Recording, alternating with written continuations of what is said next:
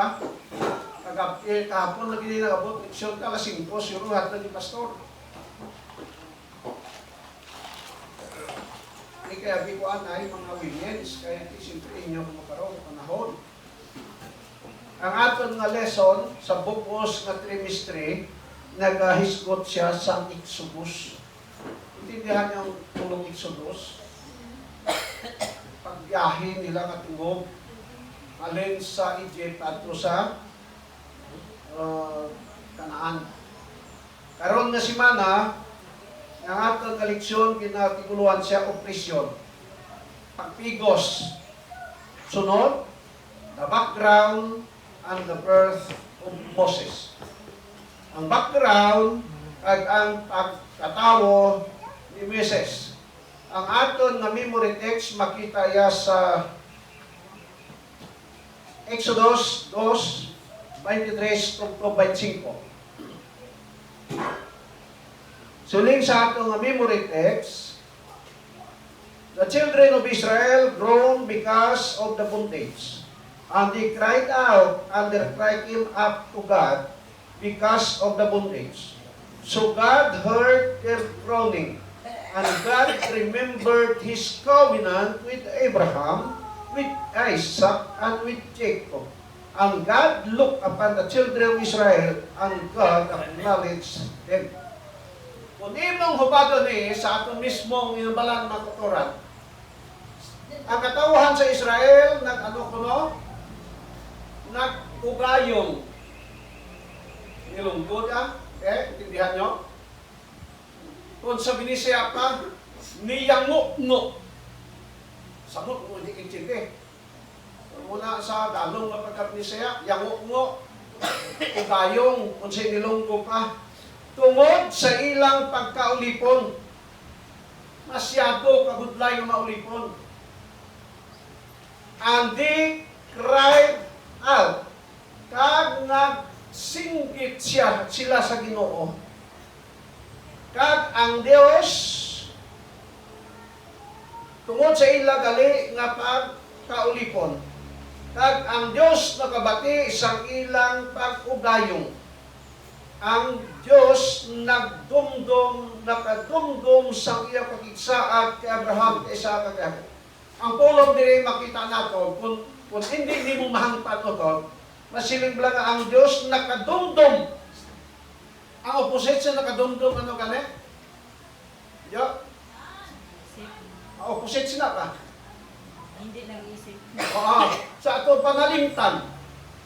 Di ba? Pero siling diri, nagdumduman siya. Buot balay tahangog nga ang Diyos nalipat sa iyang saan. Amo na ta. Matyagan mo? Kay siling pa niya din nakadumdum sa iyang saan. Sa atong pa-prior sina, kung imong hangpon sa tawhanon ng paghangog nga ang Diyos nalipat sa iyang saan. Di ba ron? Nalipat. Pero hindi amo ina ang buot sing ganon. Tungod kay si Moises nga nagsulat sini, naghambal sa isa ka pulong, mga maintindihan ta. Kaya kung naghambal si Moises sa mga pulong, nagdalong pa ta, nga hindi ta makaintindi.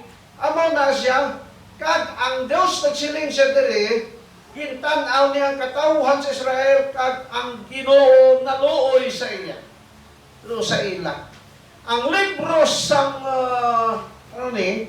sa Exodus, mga kautoran, nagasaysay ini siya sang kasaysayan sang katawhan sa Israel sa panahon sa ilang pagwa halin sa Egypt kag sa panahon nga sila ginpigos sa mga Egyptians, mga kautoran.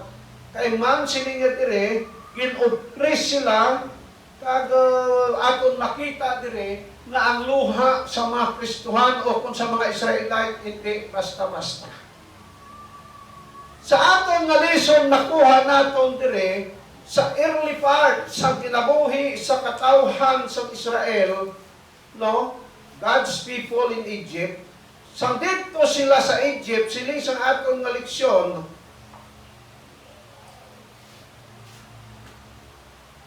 ang libro sa Exodus, ginatawag isa sa Hebrew Shemot, literally sa in English pa, sige nga, literally names in English according to the opening words of that ancient document. And these are the names. Okay? Ang simot, nagapaintindi kami sa original sini, nagapaintindi nga listahan sa mga ngaran sa katawhan sa Israel. Namin, no, mapilti mo sa ngalan diri, kag ang record nagsugid siya sa aton kung paano nga sila nagsulod dito sa Egypt. Ginrecord diri sa Exodus, pero ang sa Genesis pa, nagsulod ang katawhan sa Israel dito sa Egypt, pila sila kabilog, 70 lang katao, 70, gamay lang no. 70 sila mo, si Ruben, ng anak niya Jacob, pira to sila, 11. Kay si Jose, una man dito. Sunod, ang iba ng mga anak lang, 11, asawa nila. Sunod may utod sila sa babae, si Dina. At ang mga kabataan nila, ang kwintada, 70 sila ka mga katawhan na nagkadto sa Egypt. Kag sa pagkadto nila sa Egypt sa itong panahon, primero pa lang ha, hindi sa Exodus, kundi sa Genesis story nila, kaabot nila sa Egypt, pirti sila ka ayahay. Bugana sila tama. Kay man dito na si Jose mo. Si Jose, amo ang ikaduha sunod sa hari.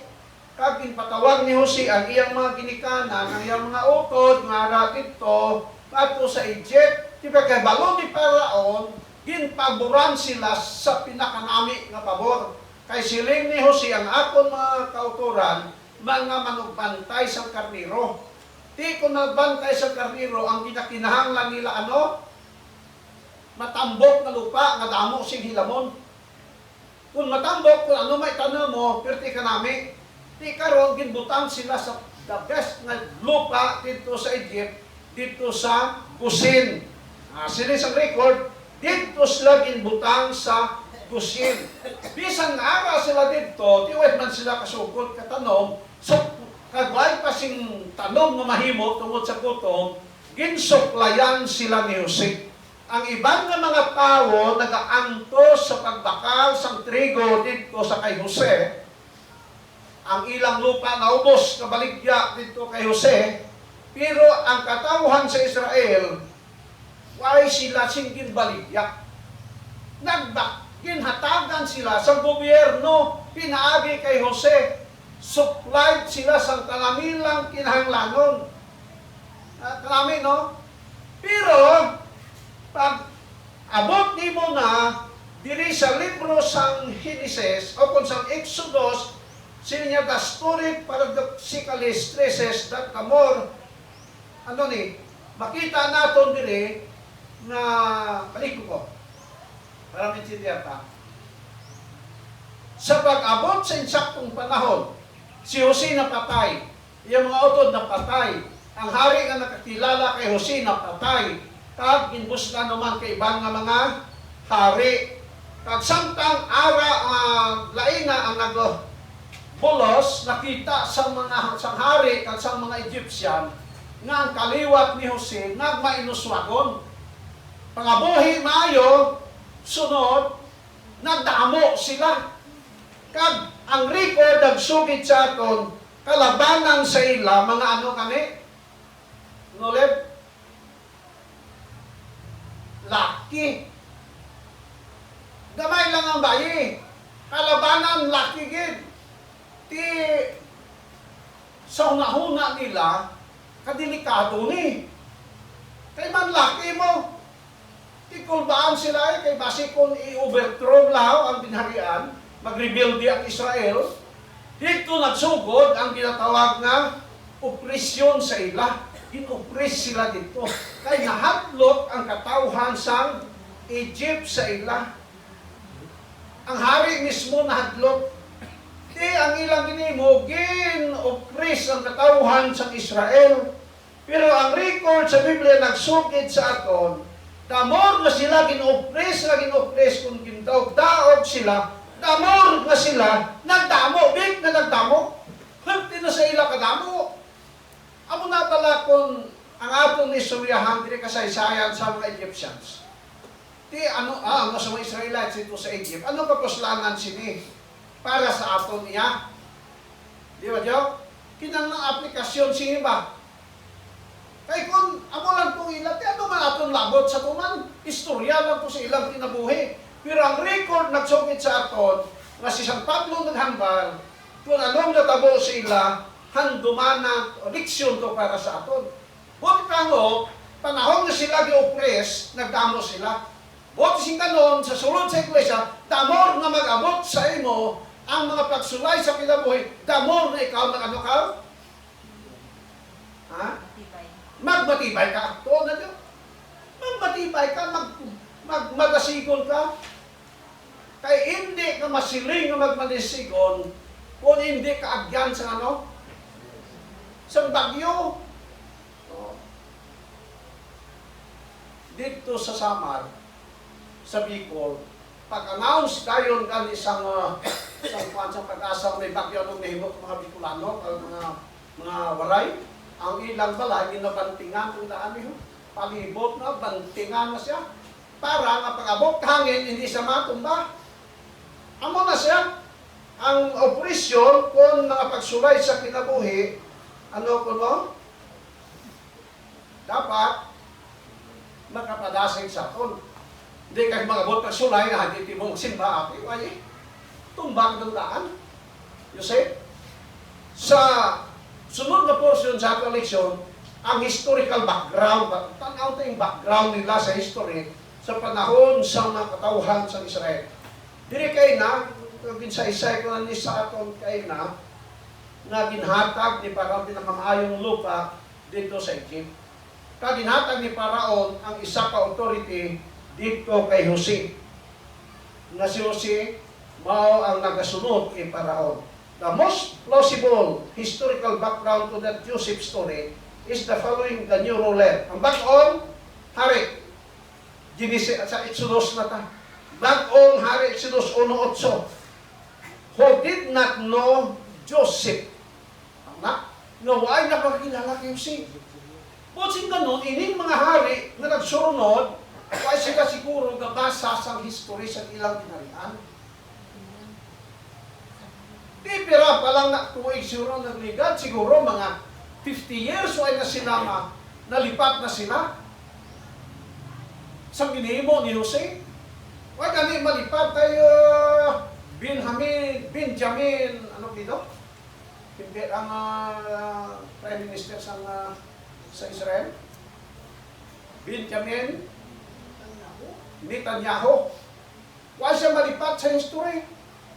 Sila ni Benjamin Netanyahu, tako man kabaraslan, kag amigo ka Israel, ang Persia, ang Iran, pinaagi kay Cyrus, pagkakos ba ay, nandikab niya kay Arab history. Pero ang hindi nila magustuhan sa Iran na, tungod kay Ayatollah Khamenei, na nagahimo siya sa nuclear weapon. Ining hari dito sa panahon ni Naway na Susi, nalimot na sa ginhimo ni Jose. Ang aral sa to si Amosi. Sa mga tuwig, 1580 to 1546 BC. Nagmay lidad yung mga hari sa Egypt. Kagdayon, nagsunod si Ahintuhitip. The first 1553 to 1532 BC. Amo ning hari nga nahatlok sa Israel, kagin-oppress niya. Nagsunod siya si Tutmosis. The first 1532-1514 BC. Amo ning hari ang nag-issue sang death decree. Itong pamatyon ng tanan nga mga kabataan nga lalaki sang Israel. His daughter Hatshepsut 1504 to 1482 BC among prinsesa kay man ini si Tutmosis, why ni si bata nga lalaki, hindi babae. Amo ni nga Hatshepsut na nag-adapt kay sino? Kay Moses. Kay si Moses, yung talutaw-lutaw dito sa kabagaasan, kaya makikita, bagaas. Bagaas nila muna, pag-asa sa tubig, ng gatubo, hindi ng tubig, mga tubo, ismera. Sa tubig na siya gatubo. Dito nakita si Moses, ano nang nagsasaya niya. Sunod, ang hari nga ini, amoy nag-order sa mga midwives. Kung sinilugdog niya sa inyong leksyon, no? Partira. Sa isa kay nambalan, kumadruna. Sa isa kay nahambalan, o sabi ni siya pa, mananabang. Para maintindihan nyo. Kaya reklamo, suba niyo kung hindi. Araw pa din nyo. No? Nang partira mo na. Ang mga duha ka mga midwives, no? Ini mga midwives na ini, ginhingalanan ni kay Sipira, kag kay Puwa, duhan sila ha. Ining mga midwife, ginsulat ang ilang ngaran, diri sa libro sa Exodus, kay man may dako silang nahimo para sa katawhan sa Israel. Kay mga Israelites ni sila, mga Hebrews ni sila. Sunod sa ilang pagka-midwives, empleyado na sila sa Egypt. Nakakasaan nyo ha? Bulit itangop, dito na sila kaobra sa Health Center. Sa atong panahon karon, dito sila kaobra sa paanakang, ano na? Layiin. Ha? Mga layiin mo. Birth center ba? Birthing center. Birthing center. Dito sila trabaho. Sa aton pa, mas mahayahay ang ilang trabaho kung magtuman sila sa mando sang hari. Ay kabalo ka mo ang hari sa Egypt, ginakabig nila na nga Diyos. Para sila Diyos na. Pero ma-report diri, no, tag-50 edad, trabahay, nubok pa si mga edad. Ining si Pira, kag si Powa, amo nang order sa ila, apang para sa ila, mas maayo nga magtuman sila sa Dios sang sa magpati sa sugo sa ilang employer. Karon niya employer, amo tong sweldo sa ila, ang ilang ginhimo mga utod, why nila ginapatay kay man ang order sa ila pagwa ka bata, pagka kita mo malaki ano mo, patyon na yun. Di ka maayong lang nga bata na pagkataos na, kung lang na, wait maan na ginikanan sa patay na. May dito gani sa ribusinga, may partira to nga. Amo ta, nauna ka na, wala ka kan, nauna. Ulog ako nauna. Pero sa birahon na nahukas na ng ulos ng liyog. Grabe ito. Tigni sila, amo nilang trabaho, gid. Pero ang record na sugid sa aton nga why nila ginpatay. Kay man ang record na sugid sa aton nga sila nahadlok sa Dios. Ano lesson nakuha natin niya? Nahadlok sila sa Dios nga patyon ini mga bata. Ay man ang Ginoo may plano. Ang buot sing ganun ang record dire, hindi ka mahadlok sa order sang tao, kundi sa iya sang Ginoo. Tumanon kang Ginoo, hindi kay tao. Kung ano isutsot kanimo ka tao, huna-huna nga inang ginasutsot kanimo para nga maglain ka. Kadamot na sa mga advices, kinahimo tao nga balansiha mo si Mayo. Tuni si Mayo, isipa si Mayo, nga kung bala ang ginahambal sa ino, kayuhan mo ko hindi. Ha? Sutsuton ka lang, sutsuton, mapati man mo, at na, amo na si Puwa, kasi si Pira, sa English man nung si Pura, surod na sa mga nilungko. Why nila ginhimo ini? Isunod, ginpatawag sila sa hari. Sa hari nga, way kamo gatuman sa gina-order ko. O sing ganon, ara sila sa tawag na kritikal na sitwasyon. Kaya ang nagpatawag, hari. Ang nag-imbestigar, hari. Maan ka mo nga sa unang panahon. Basta hari ka ni maghambal. Siguro na, pag siling hari, patyon ka niya, kaya na nasing damo pang istorya. Patay kitimos na yan. Siling nila, sa hari nga, ngaway kang magtuman, sangkin subo ko sa inyo. Kung ikaw si Powa, kang kung si Sapira, ano ayhan ang imong himuon? Ano ayhan ang imong isabat? Kasi magliwat ang imong desisyon nga, delikado ni, maayos niya. Tumanon, lagi ng hari. Kaya muna ang aton boss. No? Ang mga aton boss, no, parehas pala ka aton bis Pilipinas, kung ano ang i-order ni boss, pati ang mga empleyado, ang gina-order sa ilang boss, hindi kayo. Siling sa ilang boss, aristuhan na, sinigong, bisan todo ay kaangkan nga siya, pero siya gini. Aristuhan na, pati matanda, bisan illegal. Pero ining duha ka babae, why ginagpati? Siling sa record sa Biblia, pag abot sa hari, pumangkot sila sa hari, imbestigar sa hari, kamaan ka mong hari, mag-istorya, may imbestigaran, di basta-basta, dala sa iwar mo na tala, iniisog mo ng ilaya. Siling isang duha ka babae, siling nga. Mahal na hari, why kamit mahimo? Ay pag-abot naman dito sa babae nga Hebro, iba ta na sa mga babae nga Egyptians. Pag-abot naman dito, yawan pa kami kabotin na tao no bata. Pero basim kaya? Rason lang eh, magkarason ka man ba? Di ba? Magkarason ka man? Hindi sakto lang rason.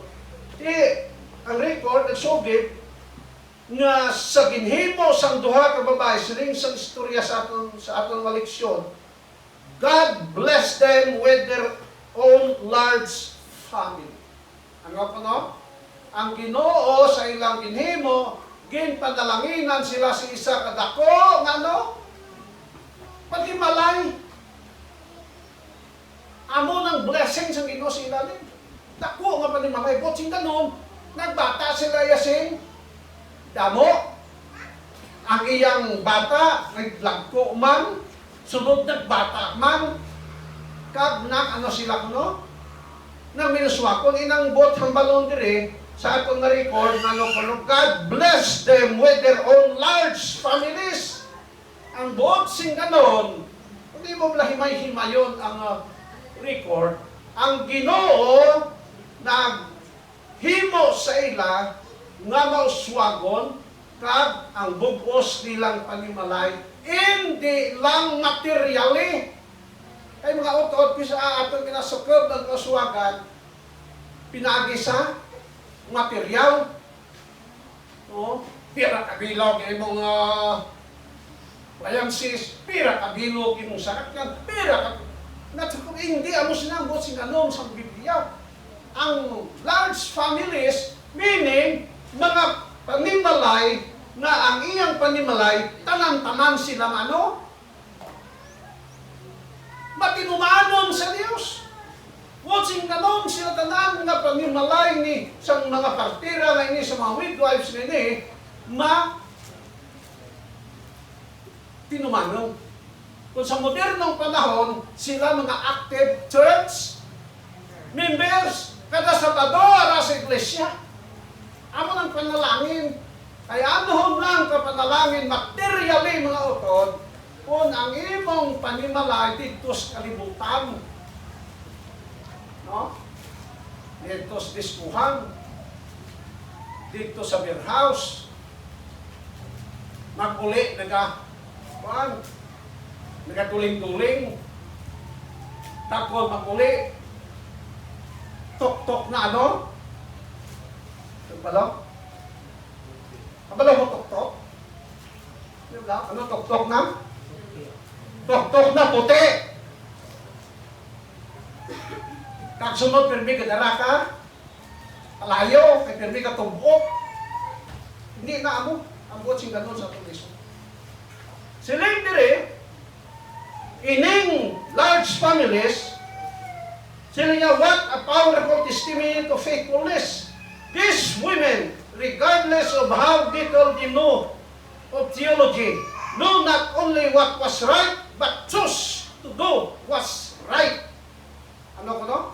Ang pamilya nga ining mga babae, ang ilang nabalaan sa Biblia, siguro, may memory verse man nabalaan siguro ito, pero base ka Islam lang yan nabalaan, may memory verse. Kamay lang ang yung theological knowledge. Pero, sino sa atong lesson, what was right, but choose to do what was right. Ang nagpili niyang pagbuhat kung ano ang insakto.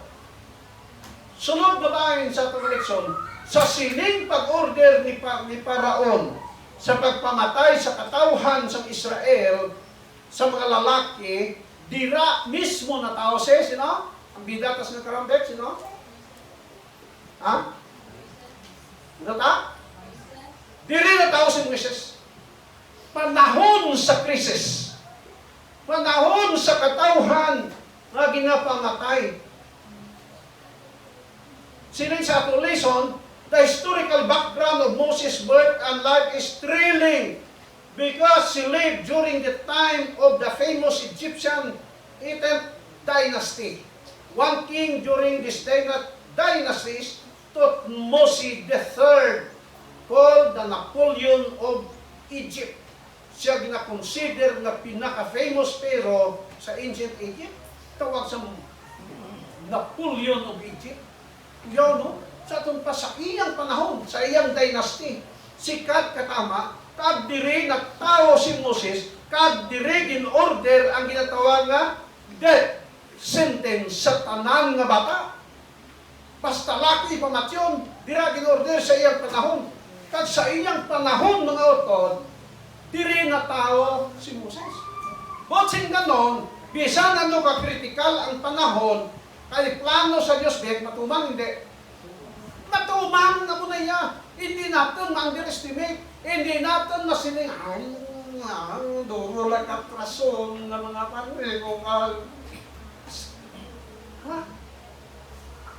ang Ginoo kami maghambal, hindi pwede nga hindi na siya matumang. Masiling ka nga, imposible na siya.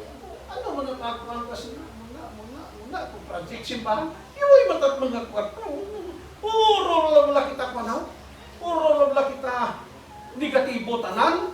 Amo na yung tabo sa ilamo. Pero sa sining panahon si Moses, gin pagkatao. Kag sa pagkatao kay Moses mga otod, ang Ginoo nagdamit mismo sa nag-order nga pamatyon ang Israelite male babes. Ismo amuni nga hari nag-order nga pamatyon, kag amo man gihapon nga hari ang gingamit sa Dios na luwason ang isa ka bata nga ginhingalanta ng Moises. Ining si Moises mga utod gikan sa isa ka may relationship ini siya sa Egyptian name kay nakita siya sa tubig nga nagalutaw-lutaw gintanod-anod bitos bagaas. Hindi ba siya mag-anod nga atong tusunhang nga madala ko diin kay may bagaas gani. May hilamon ba? Galutaw lang siya dira. Nakita siya sang sang Egyptian prinsesa. Bata katong nag-order. Katong nag-order nga to, why ko siya sing bata. Ang aton lesson, nagatudlo siya sa aton, may tungod sa plano sa Dios, kag plano sa ginawa ni Moises. Ang hari sang Egypt, gusto siya nga si Moses pagtapos sa panahon siya? Mangin hari siya. Sa pagkakuha sa amo nga prinsesa dito sa kay Moses, bata pa siya, binulan pa lang ko. Pagtanaw sa prinsesa, sa itsura pa lang ni Moses, wapong pagkabata. Naghidi ang bata. Ang prinsesa, mga utod, ginamit sa Dios nga iyang kasing-kasing maghumok para sa mga bata. Sa atong babek, wat mga imposible nga butang nga hindi mahimo sa Ginoo sa atong kinabuhi. Tini nga prinsesa, naluoy. Puro Egyptian, ha? Sunod, adapt niya. Pero before niya dalon sa palasyo, ginhatag anay sa iyang nanay, natuod gid, na amo to ang ano ulit? Magatiman, nagkatukoy sa siya pa. Kaya siyempre, why masunat breastfeeding, why man sing, ano tawag na ka? Ha? Battle, bibiron. Ay ba man, breastfeeding. Nanay niya ang patiti. Dito, gindarami sa prinsesa. Ang kinabuhi ni Moses, ang dako kayo nga lesson ako natin. Dito sa nanay niya, nag-edad siya sing pila ka bulan pa lang, ginalagaan siyang nanay, silod sa pila ko, kapakalo ka mo, pila edad na, ha? Pila ka to, edad na, kantis dagan sa palasyo. Sino ka talo? Pila? Talang? Ulang sobra isa. 12 katuig siya dito. Ang pinaka-namin, i-analyze namin ang istorya. Ang pinaka-namin, ang ulit. 12 katuig si Moises nga nagtinir pa siya nga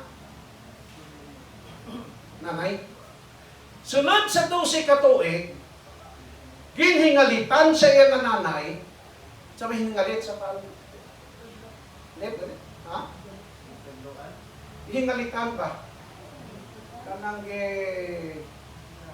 panahon man ang hingaliti ang panahon.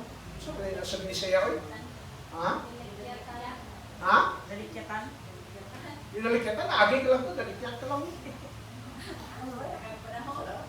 Hinhimus lang yung panahon. Binigyan ng panahon. Ha? Sa ilang po, ginhingalitan na. Ipanghimus lang ng panahon nga 12 katuig. Kay dito man, man ang kontrata nila, 12 katuig, usa sa iya. Nagdadroon dito sa Palasyon Paraon. Ang pinaka-anindot kung sabi ni siya pa, atong makita diri, inang 12 katuig. Inang 12 katuig. Ano ginihimo siya nga nanay? Kag sa iya nga tatay, ano ba? Ha? Eskwela. Pero, kabalo, kamusta si Rizal, sino una ng mistra? Nanay niya. Nanay niya. Huwag kabalon, sulod sa 12 katuig, ginpanghimusla ni Moses, ni Hukabib, ang panahon nga 12 katuig. Sa ano? Sa pagmold kay Moses. For 12 years. Para nga si Moses, kibalo siya, nagkatuon dito sa palasyo. Kung doon sa palasyo, iba ang environment dito. Diba? Iba ang doktrina dito. Iba ang kinabuhi dito. So, mintras kasi Moses ara sa iyang balay, gamay pa, kintudluan niya nga daan sa ginatawag nga Kristohanon nga kinabuhi for 12 years. So, aton na imagine, ibutang ka sa atong panahon. Sa atong panahon, kaya nga, hindi man nato na makuan dito sa ila. Kaya ang leksyon natin para ni sa aton. But, ipango, sunod sa 12 katuig, kung sa aton panahon karon, si Moses gintudluan sa iyang maginikanan. But, ipahangot, sunod sa 12 katuig, matag gabi ang panimalay, ara si Moses, ara to si Miriam, ara si Aaron, kay agot to si Moses, ubod siya maginikanan, sila tanan nag-ano? Nag-worship. Worship din. Ang problema, kay damo man sa panimalay sa mga Adventista, nga why nag-worship? Daw mga karbaw lang mansik turog lang, ano maintindihan sa mga bata. Kay kabataan, gagmay na nani na kaintindi. Panahon sa worship, tudluan gid. Bisan pa sa panahon sa ilang kaon, ang bata, tudluan pag ano? Pagkampo, siguro si Moses ang panahon sa Sabbath School, ginadira ng Moses ang iyang bata. Ate Moses, niho kami dito sa sinagoga, dito sa ilang balay, kudiin mas lagatipon, kag nagahimo dit sila sa ilang Sabbath School. Di mo din pati mo maghimot eh. Ano man ito na ni Moses, di ba ba? Kung hindi mo pagani pagtriningan, ang kabataan nagagmay pa, pagdako sinasigurado na nga mga biya sa iglesia. Ay, why mag-train mo? Why matudluan ka maayong pamatasan? Why matudluan sa pagkamatinahurong sa mga ginikanan? Di kundi mo na pagtudluan, ako bata mo, 5 pa lang imo, sanggatos doon na lang hambal. Siya dapat nakaisog sa iyong mga ginikanan, kay man why ba? Disiplina. Tudluan. Nasinikip mo ba? Why tinumdilai kang ginikanan mo? Kumusta ba? Ang unang ekspresyon sa mga malalampit, daway, di mo madilai ka maginikanan mo. Amo nang atong lison, amo nang kuhan sa kay Moses niyo. 12 years, nga sa dito kitudloan gid kung ano ang ilang Diyos ang ginalakad. Kung sino ilang Diyos ang ginalakad. Kung paano ang pag-alagad sa Ginoong matinumanon. Kung paano magkinabuhi na matarong. Siguro si Moses sa iyang panahon na sambalan sa iyang nanay, to, pagdako mo hindi ka gid, sige kabarkada. Ay man, kung sige ka kabarkada, amungan magawa sa imo. Guyodon ka dito sa diskuhan, guyodon ka dito sa irimnan, guyodon ka kung diin nga mga tinunto nga mga trabaho. Ay si racist ng pala. Bird with his feather. So, amo na yung ginhimo, 12 years mga utod. Di nang 12 ka to, nagsulod na sa upok ni Moses nga bisan pa nga dalon siya dito, ang doktrina sa iyang ginikanan, may balo na siya. At kung ginikanan na to ni Moses, alin sa iyang ginikanan, gintudluan man. Kung ginikanan sa iyang ginikanan, gintudluan man. Hasta nga, paadto sa ibabaw dito kay Jacob, si Jacob, ginatudluan kabataan, kinahanglan nga magmatinumanon sa Diyos. Nasayang, gintudlo ni Jokabed sa iyang bata. Why? Pagdara sa Egypt, pilak tuig si Moses. Edad ni Moses gani mo ton 120. Kung imong tanawon diri ang record, 3 kabahin ang kinabuhi ni Moses. First 40 years dito siya sa Egypt. Second 40 years dito siya sa Madian.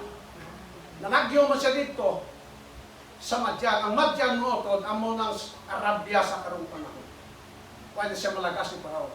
Sunod 40 siya tuig dito. Ay anong trabaho mo sa Egypt? Pantay karniro. Gintudluan siya dito sa Ginoo sa pagpailog karniro mo. Kay kundi kung inilubon sa misis na karamatay itong karniro no gangana.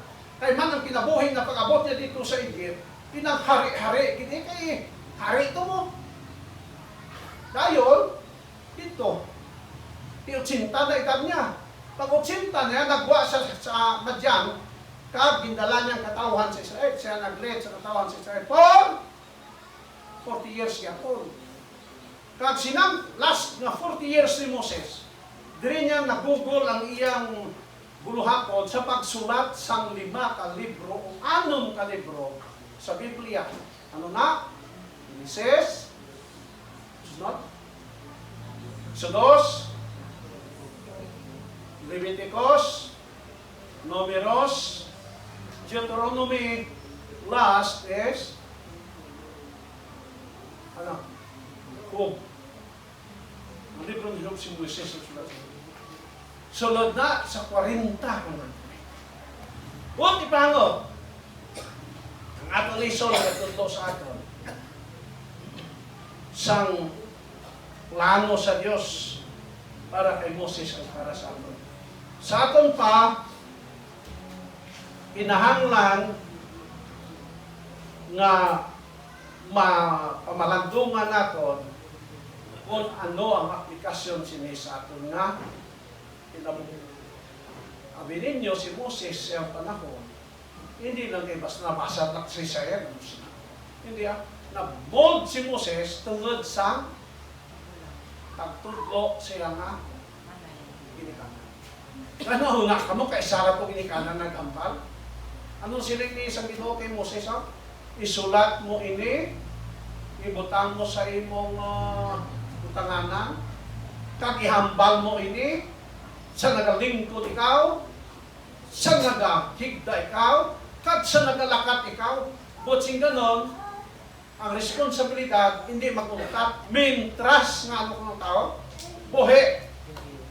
Bisan ano kadungol, istoryahi lang, sugiri lang, sawaya lang, kung hindi siya magpatitimong, tat mga kon, mapatay na.